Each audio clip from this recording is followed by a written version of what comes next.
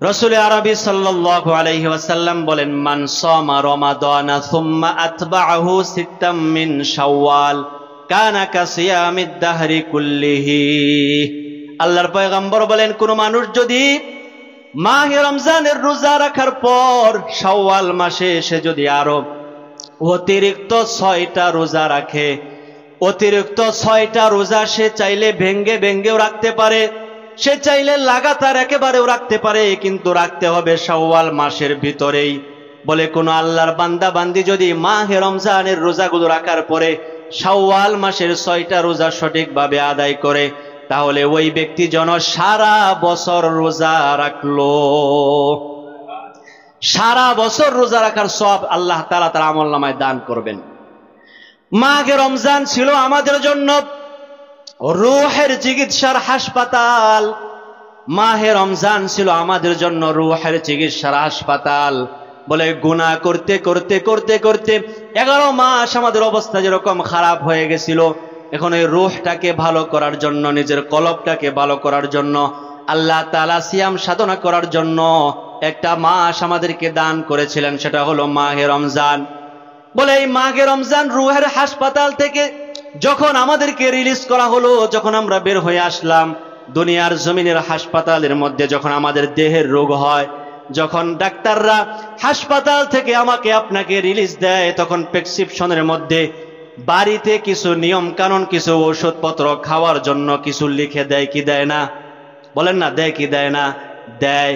ঠিক তদ্রূপ আল্লাহ পাক রব্বুল আলামিন আমাদেরকেও রূহের চিকিৎসার হাসপাতাল থেকে যখন আমরা বের হয়ে আসলাম, এখন আল্লাহ তাআলা আমাদেরকে বাড়তি একটা প্রেসক্রিপশন দিলেন। কি প্রেসক্রিপশন? দুনিয়ার জমিনে হাসপাতাল থেকে ডাক্তাররা যখন আমাদেরকে রিলিজ দেয়, বলে যে আপনি এইভাবে চলবেন, এই ট্যাবলেটটা অমুক অমুক দিন খাবেন, অমুক বেলায় খাবেন, খাওয়ার আগে খাবেন বা পরে খাবেন, এইভাবে যদি চলতে পারেন তাহলে আপনি দ্রুত সুস্থ হয়ে যাবেন, আর কোনো সমস্যা হবে না।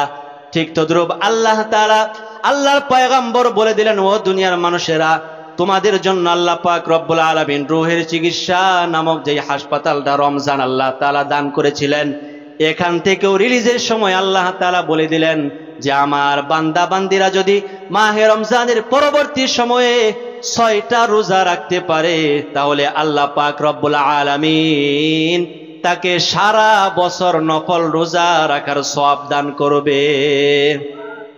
তো এই জন্য এই 6টা রোজা আমরা, সাক্ষী রোজা যেটাকে আমরা চিনি বা জানি, আমরা রাখার চেষ্টা করব ইনশাআল্লাহ। সবাই জবান খুলে মুহাব্বতে দরুদ শরীফ পাঠ করি। আল্লাহুম্মা সাল্লি আলা মুহাম্মাদ ওয়া আলা আলি মুহাম্মাদ কামা সাল্লাইতা আলা ইব্রাহিম ওয়া আলা আলি ইব্রাহিম ইন্নাকা হামিদুম মাজিদ। اللهم بارك على محمد وعلى آل محمد كما باركت على إبراهيم وعلى آل إبراهيم إنك حميد مجيد। محمد ने आकर कुफर को मिटाया, कुफर को मिटा कर सदाकत को बताया। बलगल उला बिकमालिही कशफद दुजा बिजमालिही हसनत जमीअ खिसालिही सल्लु अलैहि व आलिहि। আলহামদুলিল্লাহ। উপস্থিত সম্মানিত মুসল্লিয়ানে কেরাম, মহান আল্লাহ রব্বুল আলমিনের দরবারে লাখো কোটি শুকরিয়া জ্ঞাপন করছি যে মহান রব্বুল ইজ্জত ওয়াল জালাল, যে মহান মালিক, যে মহান খালিক আমাদেরকে অত্যন্ত দয়া করে, মায়া করে, মহাব্বত করে, ভালোবেসে এই দুনিয়ার মধ্যে সবচাইতে দামি জায়গা, উত্তম জায়গা আল্লাহ পাকের ঘর মসজিদে। সপ্তাহের মধ্যে সবচাইতে দামি দিন, উত্তম দিন তথা জুমার দিনে জুমার নামাজ আদায় করার জন্য আল্লাহর ঘরে উপস্থিত হওয়ার তৌফিক দান করেছেন। এজন্য আমরা সকলেই জবান খুলে কালিমাত শুকর আদায় করি, আলহামদুলিল্লাহ। দরুদ এবং সালাম পেশ করছি আমার আপনার নবী, সর্বকালের সর্বযুগের সর্বশ্রেষ্ঠ মহামানব নবী মুহাম্মদ রাসূলুল্লাহ সাল্লাল্লাহু আলাইহি ওয়াসাল্লামের উপর। সম্মানিত সৌদি, মাহে রমাদানের পরবর্তী মাস শাওয়াল মাসের আজকে দ্বিতীয় জুমা। আমি আপনাদের সামনে মহান আল্লাহ রাব্বুল আলামিনের পবিত্র কালাম কোরআনুল কারীমের একটি আয়াতে কারিমা তেলাওয়াত করেছি। রাসূল আরবি সাল্লাল্লাহু আলাইহি ওয়াসাল্লামের মুখ নিঃসৃত অমীয় বাণী হাদিসে মুবারাকা থেকে একটা হাদিসে কারিমা তেলাওয়াত করেছি। তো যে কথা বলতেছিলাম যে আল্লাহ রাব্বুল আলামিন আমাদেরকে মাহে রমাদানের মতো একটি মাস দান করেছিলেন। আমরা মাহে রমাদানের রোজা পালন শেষে শাওয়াল মাসের আজকে দ্বিতীয় জুমায় উপস্থিত হয়েছি। আরবি যে কয়টি মাস, তার মধ্যে 3টা মাস হলো হজের মাস। এর মধ্যে একটা শাওয়াল, জিলকদ, জিলহজ, এই 3টা মাস হলো হজের মাস। আল্লাহ রাব্বুল আলামিন কোরআনুল কারীমের মধ্যেও এটা উল্লেখ করেছেন। আল্লাহ তাআলা বলেন, আল হজ্জু আশহুরুম মা'লুমাত, হজের নির্ধারিত কয়েকটি মাস রয়েছে।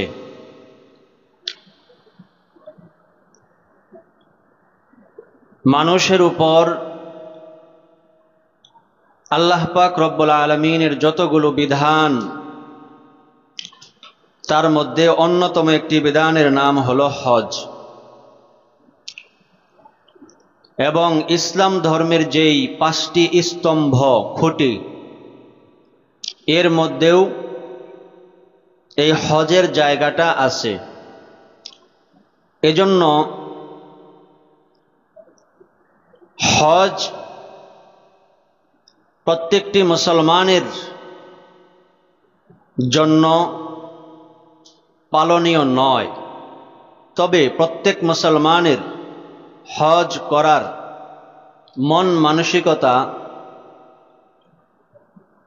আগ্রহ, মননশীলতা এবং এই উদ্দীপনা এটা থাকা দরকার। তবে হজ করবে কারা? যাদের উপর আল্লাহ তাআলা হজ ফরজ করেছেন তারা হজ করবে। কিন্তু এছাড়া যত মানুষ আছে যাদের উপর হজ ফরজ নয়, তাদের প্রত্যেকের উচিত আল্লাহ পাক রব্বুল আলামিনের ঘর এর তাওয়াফ করা, রাসূলুল্লাহ সাল্লাল্লাহু আলাইহি ওয়াসাল্লামের রওজা মুবারক জিয়ারত করা। এই আগ্রহটা প্রত্যেকটা মুসলমানের অন্তরে থাকা উচিত। এজন্য যুগে যুগে আল্লাহ পাক রব্বুল আলামিন তার যে ঘর বাইতুল্লাহ, কাবা ঘর, এই কাবা ঘরের তাওয়াফ করাইছেন। নবী আলাইহিস সালাতু ওয়াস সালামরা কাবা ঘরের তাওয়াফ করেছেন। পৃথিবীর শুরু লগ্ন থেকে আজ অবধি কাবা ঘরের তাওয়াফ বন্ধ নাই। কোনো না কোনো ভাবে, যে কোনো পরিস্থিতিতেই আল্লাহ পাক রব্বুল আলামিন ওই কাবা ঘরের তাওয়াফ কারো না কারো দ্বারা করাইছেন। এমনকি হযরতে নূহ আলাইহিস সালাতু ওয়াস সালামের সময় যখন মহাপ্লাবন হলো, সারা পৃথিবী পানি দ্বারা, বন্যা দ্বারা প্লাবিত হয়ে গেল, যে ওই সময়ও আল্লাহ পাক রব্বুল আলামিন নূহ আলাইহিস সালাতু ওয়াস সালামের যে কিস্তি নৌকা, এই নৌকা দ্বারা ওই কাবা ঘর বাইতুল্লাহর চতুর্পাশে তাওয়াফ করাইছেন। সুবহানাল্লাহ। বিগত সময়ে আমাদের এই সময়ে আমরা দেখেছি, যখন করোনা ছিল, করোনার সময় হজের কার্যাবলী বন্ধ ছিল, কিন্তু ওই সময়ও এক ঝাঁক পাখি দ্বারা আল্লাহ পাক রব্বুল আলামিন ওই কাবা ঘরের তাওয়াফ করাইছেন।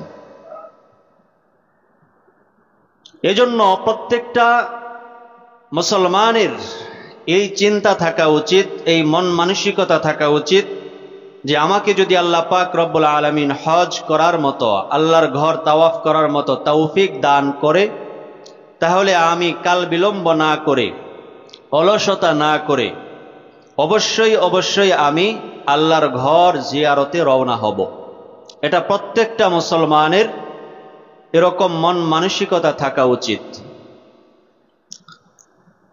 সম্মানিত ভাইরা, কোরআনুল কারীমের মধ্যে আল্লাহ পাক রব্বুল আলামিন হযরত ইব্রাহিম আলাইহিস সালাতু ওয়াস সালাম যখন কাবা ঘর পুনর্নির্মাণ করলেন, ওই সময় আল্লাহ তাআলা ইব্রাহিম আলাইহিস সালাতু ওয়াস সালামকে বললেন যে, হে ইব্রাহিম, তুমি ঘোষণা দিয়া দাও, আপনি ঘোষণা দিয়া দেন, মানুষ যেন এই কাবা ঘরের হজ করার জন্য আসে, তাওয়াফের জন্য আসে। তো ইব্রাহিম আলাইহিস সালাতু ওয়াস সালামকে আল্লাহ তাআলা যে কথাটা বলেছেন, এটা কোরআনের মধ্যেও আছে।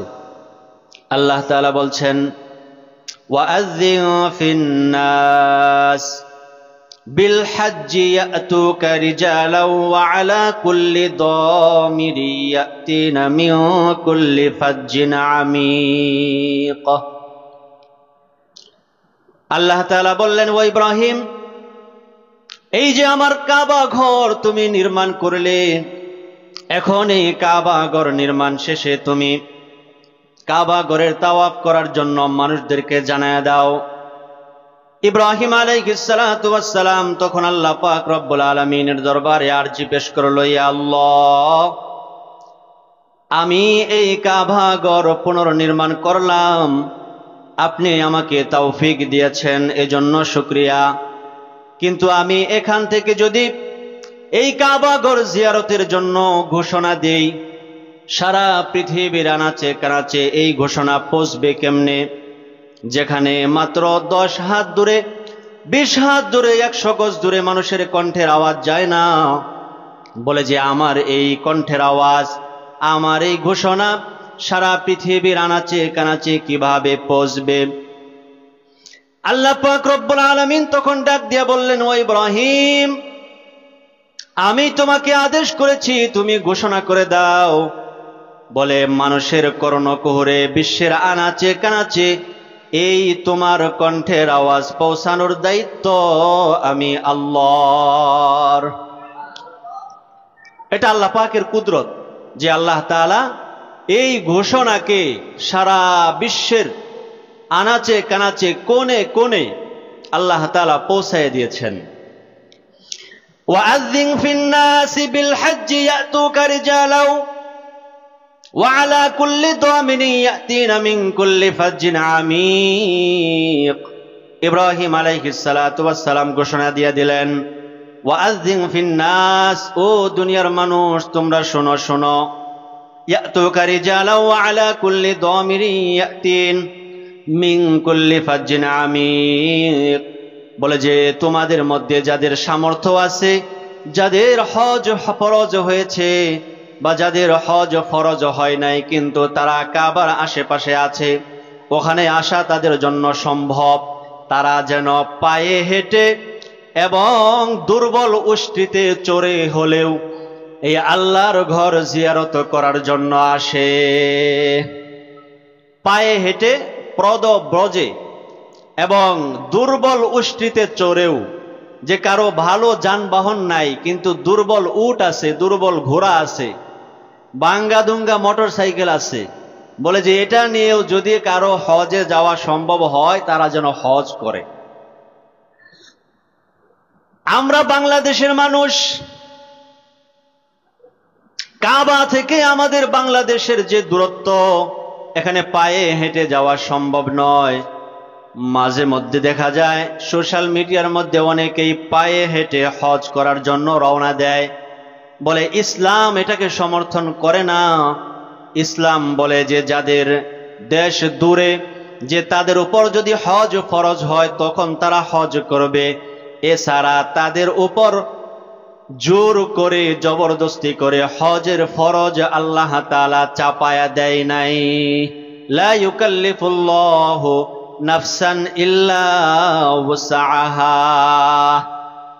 ইসলামের এমন কোন বিধান নাই যেই বিধানটা আল্লাহ পাক রব্বুল আলামিন মানুষের উপর চাপায়া দিছেন আর মানুষের ওই কাজটা করতে কষ্ট হয়ে যাবে, বলে যে এরকম একটা বিধানও আল্লাহ তাআলা ইসলাম ধর্মের মানুষকে বা সারা দুনিয়ার মানুষের উপর আল্লাহ তাআলা চাপায়া দেয় নাই।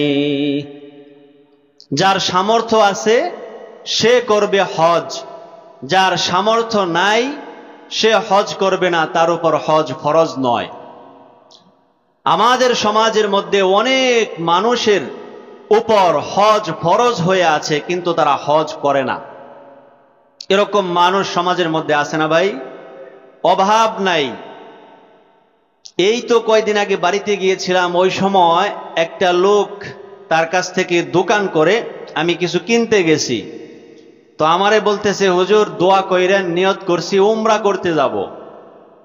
তো আমি বললাম ভালো কথা, উমরা করতে যাবেন, তো উমরা করতে যে টাকা লাগে তা আপনার উপর কি হজ ফরজ হয়েছে এরকম টাকা কি আছে? বলে যে আমি বলছি যে অন্তত কমপক্ষে ৬-৭ লাখ টাকা বা ৭-৮ লাখ টাকার মতো যদি কারো কাছে থাকে বা এই পরিমাণ সম্পদ থাকে, যদি সেটা বিক্রি করে সে যদি হজে যেতে পারে এবং পরিবারের ব্যয়বান বহন করতে পারে এবং ওই দেশে গিয়ে সেখানে হজের দিনগুলোতে সঠিকভাবে সুন্দরভাবে অবস্থান করার মতো সামর্থ্য যদি থাকে যে তার উপর হজ ফরজ হয়ে যায়, যাওয়া আসা টাকা এবং ওই দেশে গিয়ে অবস্থান করা এবং দেশে তার পরিবার পরিজন যারা আছে যে তারা যে কয়দিন যায়, যে যার উপর হজ ফরজ হয়েছে সে তো চলে যাবে, তার অনুপস্থিতিতে দেশে তার পরিবার পরিজন তাদের যে ভরণ পোষণ এ পরিমাণ টাকা পয়সা যদি কারো কাছে থাকে তাহলে তার উপর হজ ফরজ হয়। তো আমি তাকে তখন বললাম যে ভাই আপনার উপর তো হজ ফরজ। সে বলতেছে আমার তো এই পরিমাণ সামর্থ্য আছে কিন্তু আমার সময় নাই। এজন্য আমার মেয়েরা বলতেছে যে আব্বা আপনার তো ওই পরিমাণ সময় নাই, একা মানুষ, তো যেহেতু হজ ফরজ হয়েছে আপনি বড় হজটা না করলেন, অন্তত পক্ষে উমরা কইরা আসেন, অন্তত পক্ষে উমরাটা কইরা আসেন। তো আমি বললাম ইন্না লিল্লাহ। তো আমারে বলতেছে হুজুর আপনি ইন্না লিল্লাহ পড়লেন।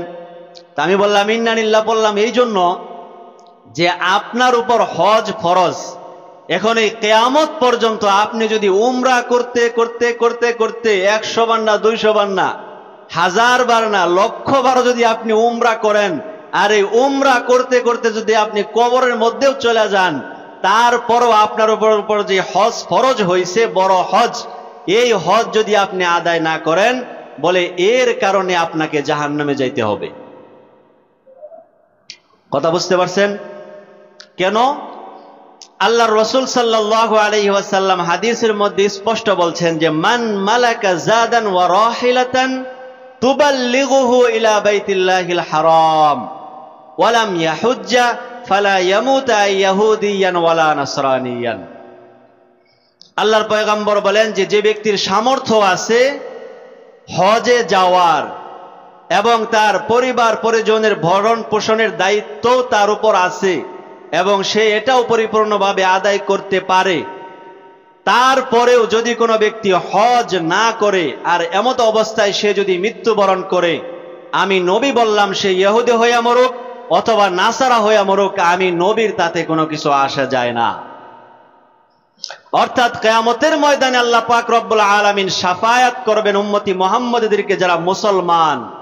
এখন যার উপর হজ ফরজ সে ইহুদি হয়ে মরবে, সে নাসারা হয়ে মরবে, বেঈমান হয়ে মরবে, কারণ এই একটি মাত্র বিধান সে অগ্রাহ্য করছে, গুরুত্ব দেয় নাই, অলসতা করছে। হজ ফরজ হয়েছিল কিন্তু তারপরেও অলসতা করে হজ আদায় না করার কারণে নবীজি বলেন যে চাই সে ইহুদি হয়ে মরুক অথবা নাসারা হয়ে মরুক, আমি নবীর তাতে কোনো কিছু আসা যায় না। তাহলে কিয়ামতের ময়দানে যেই নবীর শাফাআত ব্যতীত আমরা কেউ জান্নাতে যেতে পারবো না, ওই নবী যদি বলে হজ না করার কারণে এই কথা, তাহলে যাদের উপর হজ ফরজ হয় তারা যদি হজ না করে মৃত্যুবরণ করে, তাহলে তাদের কপালে কতটুকু দুঃখ আছে এটা সহজেই অনুমান করা যায়।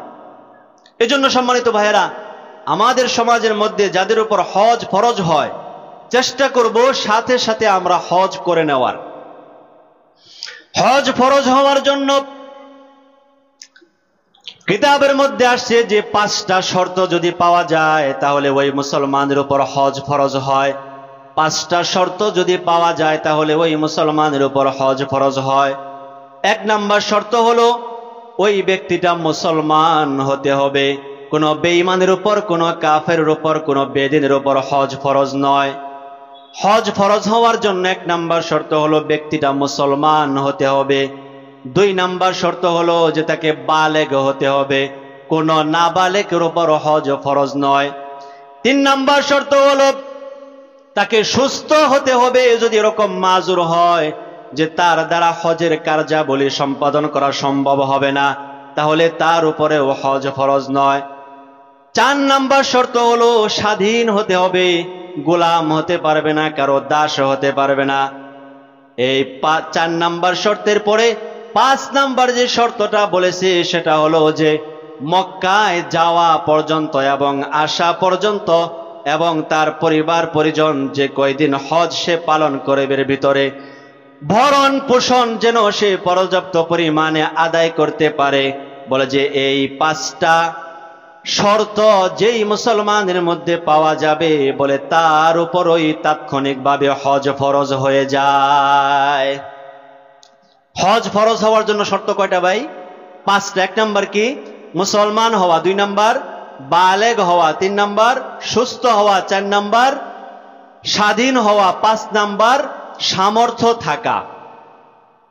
এখন যে ব্যক্তি হজ করবে ওই ব্যক্তির এই পরিমাণ সামর্থ্য থাকতে হবে যে দেশ থেকে, যে কোনো দেশ থেকে বাইতুল্লাহ কাবা পর্যন্ত যাওয়ার এবং সেখান থেকে আবার নিজের মাতৃভূমিতে ফিরে আসার মতো সামর্থ্য থাকতে হবে। এবং এর মাঝখানে যে কয়দিন হজ পালন করবে তার ভিতরে তার পরিবার পরিজনের ভরণ পোষণের যে পরিমাণ টাকা লাগে এই পরিমাণ টাকা দিয়ে যাইতে হবে এবং এই পরিমাণ সম্পদ তাদেরকে দিয়ে যাইতে হবে যেন তারা এগুলো ভরণ পোষণ করে আপনার জীবন ধারণ করতে পারে, যে এই ব্যক্তির উপর হজ ফরজ। তবে এটা পুরুষের ক্ষেত্রে যদি 5টা শর্ত পাওয়া যায়। মহিলাদের ক্ষেত্রে এই 5টা শর্তের সাথে সাথে আরেকটা শর্ত লাগানো হয়েছে, সেটা হলো যে মহিলার সাথে মাহরাম পুরুষ থাকতে হবে। কি পুরুষ? মাহরাম পুরুষ। মাহরাম বুঝেন মানে কি? মাহরাম মানে কি? যাদের সাথে দেখা করা জায়েজ, যাদের সাথে দেখা করা জায়েজ।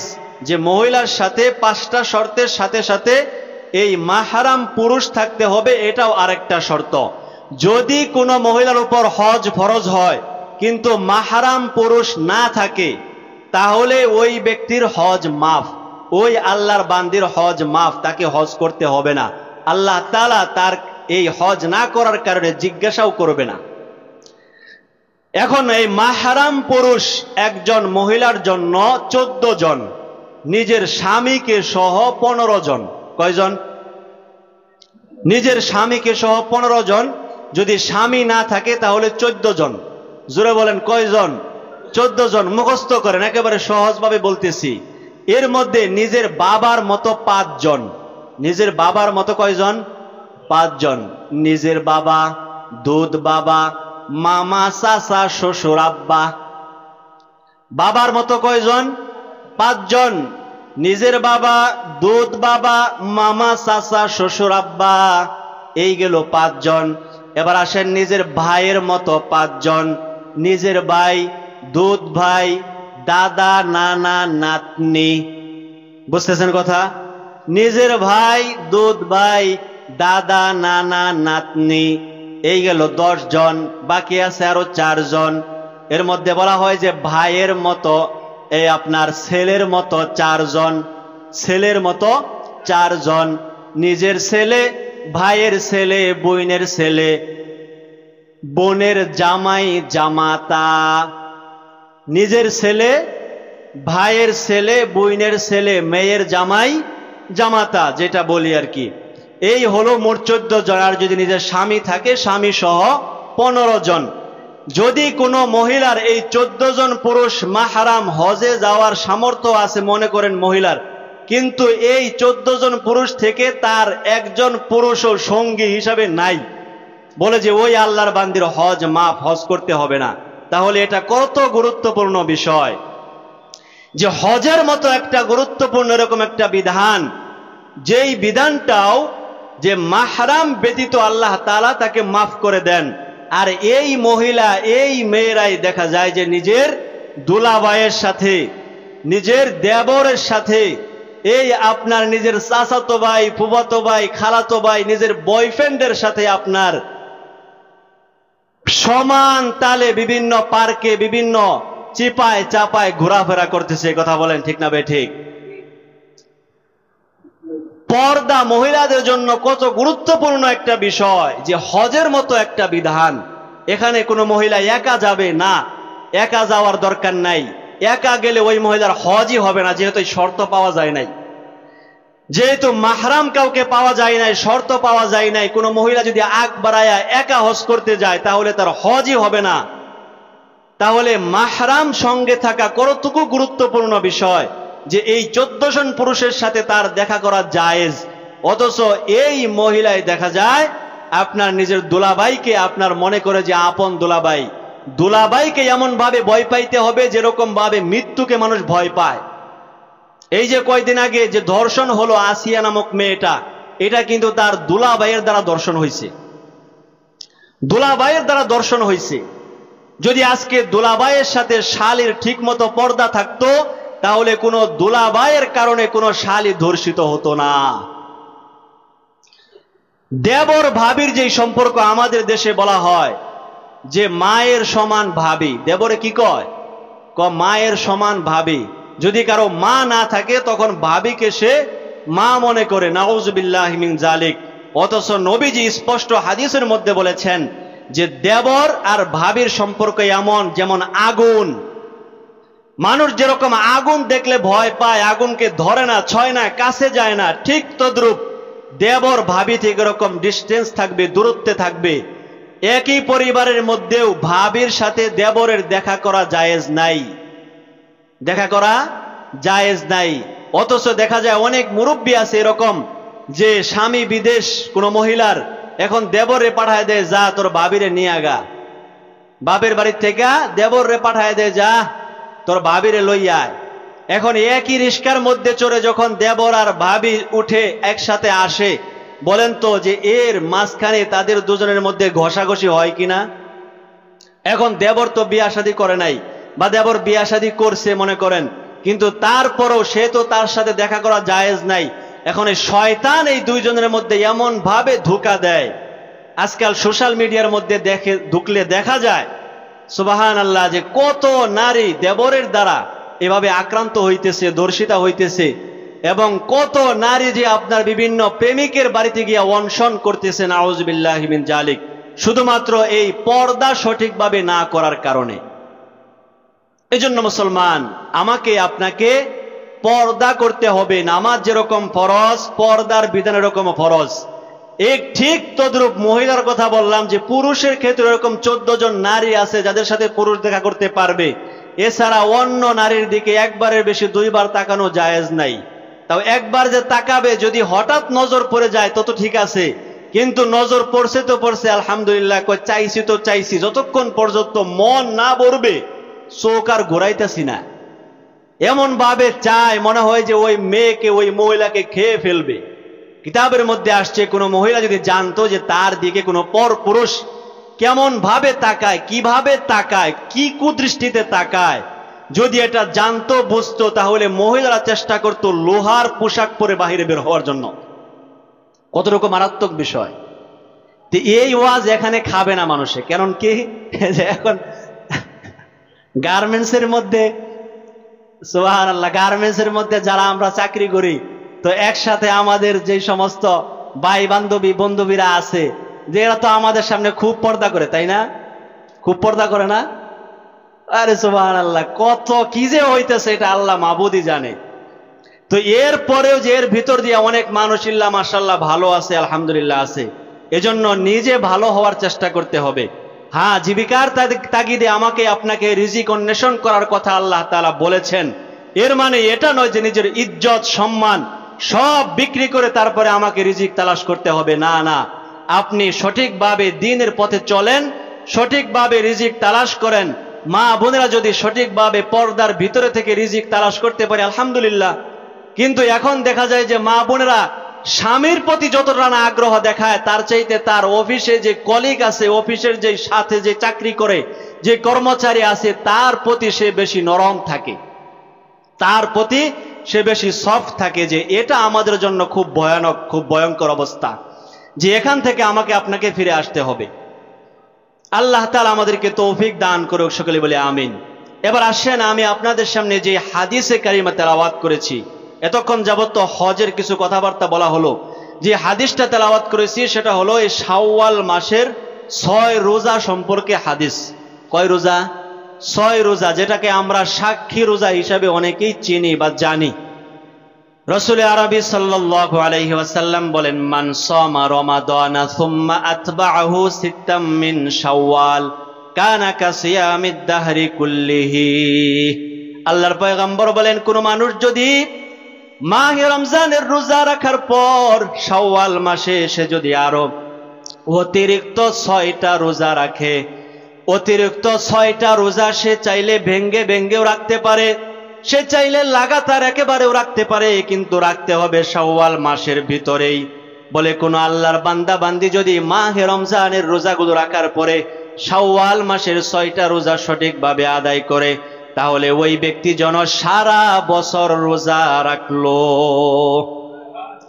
সারা বছর রোজা রাখার সওয়াব আল্লাহ তাআলা তার আমলনামায় দান করবেন। মাহে রমজান ছিল আমাদের জন্য রূহের চিকিৎসার হাসপাতাল। মাহে রমজান ছিল আমাদের জন্য রূহের চিকিৎসার হাসপাতাল। বলে গুনাহ করতে করতে করতে করতে 11 মাস আমাদের অবস্থা যেরকম খারাপ হয়ে গেছিল, এখন এই রূহটাকে ভালো করার জন্য, নিজের কলবটাকে ভালো করার জন্য, আল্লাহ তাআলা সিয়াম সাধনা করার জন্য একটা মাস আমাদেরকে দান করেছিলেন, সেটা হলো মাহে রমজান। বলে এই মাহে রমজান রূহের হাসপাতাল থেকে যখন আমাদেরকে রিলিজ করা হলো, যখন আমরা বের হয়ে আসলাম দুনিয়ার জমিনের হাসপাতালের মধ্যে, যখন আমাদের দেহের রোগ হয়, যখন ডাক্তাররা হাসপাতাল থেকে আমাকে আপনাকে রিলিজ দেয়, তখন প্রেসক্রিপশনের মধ্যে বাড়িতে কিছু নিয়ম কানুন, কিছু ওষুধপত্র খাওয়ার জন্য কিছু লিখে দেয় কি দেয় না? বলেন না, দেয় কি দেয় না? দেয়। ঠিক তদ্রূপ আল্লাহ পাক রব্বুল আলামিন আমাদেরকেও রূহের চিকিৎসার হাসপাতাল থেকে যখন আমরা বের হয়ে আসলাম, এখন আল্লাহ তাআলা আমাদেরকে বাড়তি একটা প্রেসক্রিপশন দিলেন। কি প্রেসক্রিপশন? দুনিয়ার জমিনে হাসপাতাল থেকে ডাক্তাররা যখন আমাদেরকে রিলিজ দেয়, বলে যে আপনি এইভাবে চলবেন, এই ট্যাবলেটটা অমুক অমুক দিন খাবেন, অমুক বেলায় খাবেন, খাওয়ার আগে খাবেন বা পরে খাবেন, এইভাবে যদি চলতে পারেন তাহলে আপনি দ্রুত সুস্থ হয়ে যাবেন, আর কোনো সমস্যা হবে না। ঠিক তদ্রূপ আল্লাহ তাআলা, আল্লাহর পয়গম্বর বলে দিলেন, ও দুনিয়ার মানুষেরা, তোমাদের জন্য আল্লাহ পাক রব্বুল আলামিন রূহের চিকিৎসা নামক যে হাসপাতালটা রমজান আল্লাহ তাআলা দান করেছিলেন, এখান থেকেও রিলিজের সময় আল্লাহ তাআলা বলে দিলেন যে আমার বান্দা বান্দিরা যদি মাহে রমজানের পরবর্তী সময়ে 6টা রোজা রাখতে পারে, তাহলে আল্লাহ পাক রব্বুল আলামিন তাকে সারা বছর নফল রোজা রাখার সওয়াব দান করবে। তো এই জন্য এই 6টা রোজা আমরা সাক্ষী রোজা, যেটাকে আমরা চিনি বা জানি, আমরা রাখার চেষ্টা করব ইনশাআল্লাহ।